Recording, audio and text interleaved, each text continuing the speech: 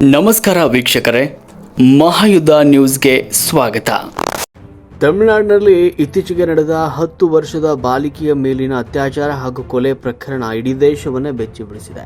ಆದರೆ ಇಂತಹ ಅತ್ಯಂತ ಸೂಕ್ಷ್ಮ ಹಾಗೂ ದಾರುಣ ಘಟನೆಯ ತನಿಖೆ ನಡೆಸುವಾಗ ಜವಾಬ್ದಾರಿಯುತ ಸ್ಥಾನದಲ್ಲಿದ್ದ 3 IPS ಅಧಿಕಾರಿಗಳು ನಡೆದುಕೊಂಡ ರೀತಿ ಈಗ ತೀವ್ರ ವಿವಾದಕ್ಕೆ ಕಾರಣವಾಗಿದೆ.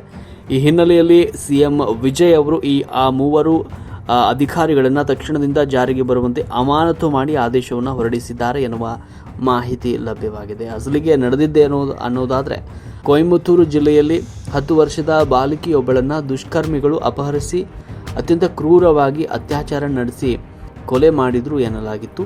ಈ ಘಟನೆ ತಮಿಳುನಾಡಿನಲ್ಲಿ ಭಾರಿ ಆಕ್ರೋಶಕ್ಕೆ ಕೂಡ ಕಾರಣವಾಗಿತ್ತು. ಇನ್ನು ಮುಖ್ಯಮಂತ್ರಿ ವಿಜಯ್ ಅವರ ಕಟ್ಟುನಿಟ್ಟಿನ ಆದೇಶದ ಮೇರೆಗೆ ಪೊಲೀಸರು ಕಾರ್ಯಾಚರಣೆ ನಡೆಸಿ 3 ಆರೋಪಿಗಳನ್ನು ಬಂಧಿಸಿದರು.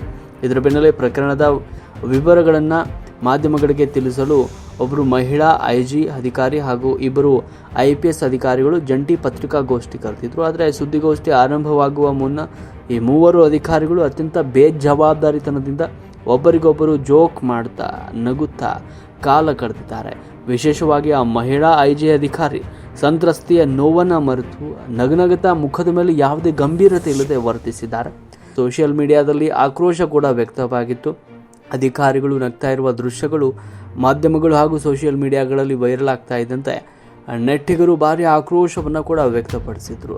ತಕ್ಷಣವೇ ಆಕ್ಷನ್ ತಗೊಂಡ ಸಿಎಂ ವಿಜಯ್ ಅವರು ಈ ವಿಷಯ ಮುಖ್ಯಮಂತ್ರಿ ವಿಜಯ್ ಅವರ ಗಮನಕ್ಕೆ ಬರ್ತಾ ಇದ್ದಂತೆ ಅವರು ಕಠಿಣ ನಿರ್ಧಾರವನ್ನು ಕೈಗೊಂಡಿದ್ದಾರೆ. ಕರ್ತವ್ಯ ಲೋಪ ಹಾಗೂ ಬೇಜವಾಬ್ದಾರಿತನ ತೋರಿದ ಆ 3 IPS ಅಧಿಕಾರಿಗಳನ್ನು ಸಸ್ಪೆಂಡ್ ಆದೇಶವನ್ನು ಹೊರಡಿಸಿದ್ದಾರೆ.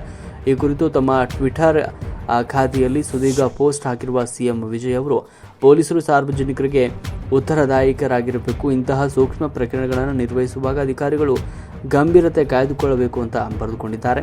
ವಿಜಯ್ ಅವರ ನಿರ್ಧಾರಕ್ಕೆ ದೇಶದಾದ್ಯಂತ ಶ್ಲಾಘನೆ ಕೂಡ ವ್ಯಕ್ತವಾಗಿದೆ. ಮುಖ್ಯಮಂತ್ರಿ ವಿಜಯ್ ಅವರ ಈ ತ್ವರಿತ ಮತ್ತು ಕಠಿಣ ನಿರ್ಧಾರಕ್ಕೆ ಇಡೀ ದೇಶದಲ್ಲಿ ಮೆಚ್ಚುಗೆ ಕೂಡ ವ್ಯಕ್ತವಾಗ್ತಾ ಇದೆ. ಬೇರೆ ರಾಜ್ಯಗಳ ಮುಖ್ಯಮಂತ್ರಿಗಳು ವಿಜಯ್ ಅವರ ಈ ನಡೆಯನ್ನು ನೋಡಿ ಕಲಿಯಬೇಕು ಅಂತ ನೆಟ್ಟಿಗರು ಕೊಂಡಾಡ್ತಾ ಇದ್ದಾರೆ. ತಪ್ಪಿತಸ್ಥ ಅಧಿಕಾರಿಗಳಿಗೆ ತಕ್ಕ ಶಾಸ್ತಿ ಮಾಡಿದ್ರಿಂದ ಮುಂದಿನ ದಿನಗಳಲ್ಲಾದರೂ ಪೊಲೀಸರು ಸಾರ್ವಜನಿಕರೊಂದಿಗೆ ಮತ್ತು ಇಂತಹ ಪ್ರಕರಣಗಳಲ್ಲಿ ಹೇಗೆ ನಡೆದುಕೊಳ್ಳಬೇಕು ಅನ್ನೋದನ್ನು ಕಲಿತಾರ ಅನ್ನೋದನ್ನು ಕಾದು ನೋಡಬೇಕಾಗಿದೆ.